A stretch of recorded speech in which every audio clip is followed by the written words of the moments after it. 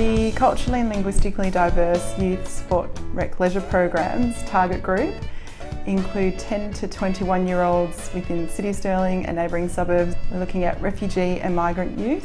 When we want to engage this target group, we need to look at all the family because sport and rec is not something that they're used to. So we want to be able to provide that environment for them so all the family are aware of it and are welcome to participate. The programs that we've run to get the target group to participate in sport and recreation include an ongoing school holiday program, and it provides an opportunity for the target group to learn how to actually play within a structured environment, so learning the rules and regulations as well as the physical skills and the interpersonal skills that are required. We have specialised in-house school programs that have occurred, such as the netball education program at the Intensive English Centre at Balga Senior High School. We've got an ongoing leadership program, which is called Together as One, where there have been identified youth leaders that actually are training to be coaches and then will become mentors. In terms of getting family members involved, we have a multicultural women's exercise program and a women's only swimming program, as well as our community and clubs program. The idea is to address some of the barriers of participation for the target group in structured sport and rec clubs, predominantly affordability. So they start to address their issues around why they can't afford the sport and rec costs and all registration fees. So that helps them to save in the future. On the other side, the sport and rec clubs that are involved in the program actually get full support from myself as a project officer in ways of appropriately engaging with the target group, ensuring that their needs are met. And so the sport and rec club is well supported, and so is the young participants. So that whole process is a win-win situation. So it means that the participation rates are very high and the retention rates are very high. One of the benefits has been around building on interpersonal skills such as conflict resolution, negotiation and team cooperation.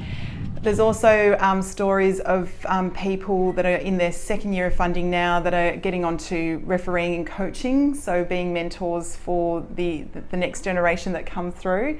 There's been reports of people going beyond just their peer group and their suburbs because they're actually going out and playing matches, so really, connecting with the wider community and building peers that way as well.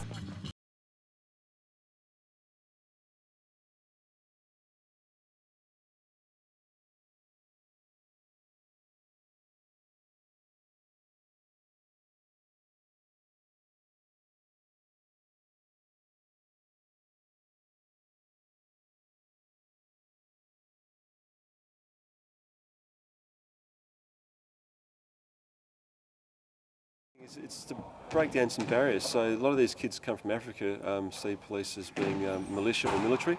So the whole point of me being here in uniform was to show them that we're just normal people. Policing in West Australia is very different than in Africa, and to show that we're approachable. So they don't have to be scared of us. They can come and talk to us and ask us things. So that was the whole point of me being here. And Did you get a good response? That's what's been happening ever since. Yeah, the kids will talk to me.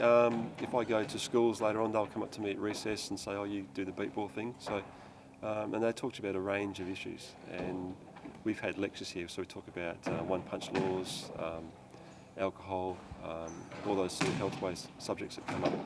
Basically, a lot of our community are newly arrived humanitarian refugees and Indigenous people, which we were not accommodating at all for here.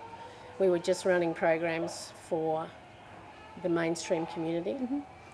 But now I found that with Julia's contacts, our mainstream community has become our humanitarian refugees, our African kids and our African adults as well, and all our Indigenous people that are coming in. So it's changed the whole way that the centre looks at how we sit in this community. We're not just here for the money, it's a community connection. Yeah, we've got a school of 470 kids, and 300 of them are CaLD, and nearly 170 of them are Indigenous. Because we did have a real problem a while ago between the two, and that was just misunderstanding.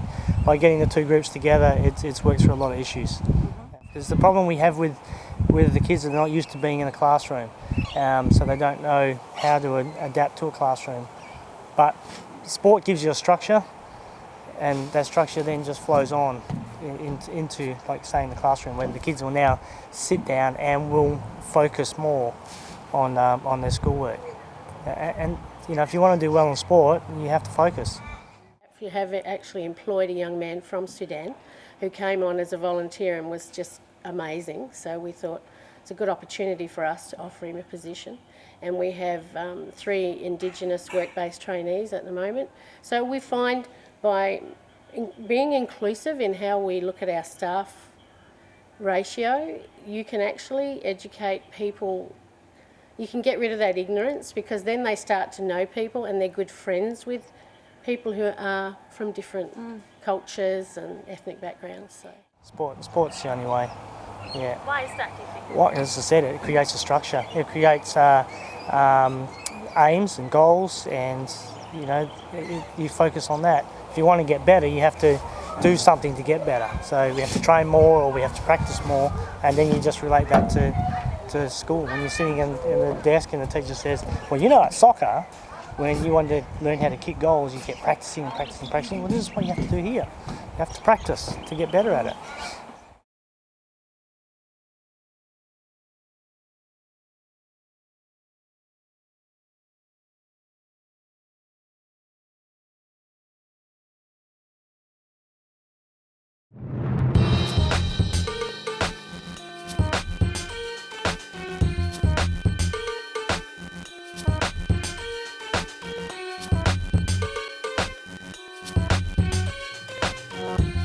Beadball is like a big thing around this area, because a lot of young people, like, some of them don't really go out, but when they hear beadball, obviously a lot of people just come down to the centre and, you know, play. But beadball, like, is a big thing around this community, because also a lot of kids come from different suburbs and different areas to just come together and, you know, challenge themselves to play basketball and see, and also to come and, you know, make friends as well. But me myself, beadball is a great opportunity for kids as well, and for me myself. But I don't really play beadball, but I work it, which is really good, and I get to help out. You know, I get to help out the staffs and the other people. Well, if there was no beadball, other kids would be obviously, you know, spending their Friday night maybe, you know, getting into bad stuff, like getting into drugs, getting into all this sort of teenagers problems. Develop my skills and be a sports scientist, and obviously these skills from now on might help me when I actually grow up and build up my skills to be a sports scientist. And also, yeah, my subjects at school, it's very good. So I'm doing very good subjects and I'm getting very good marks. So obviously that will help me as well to achieve my goal. Yeah.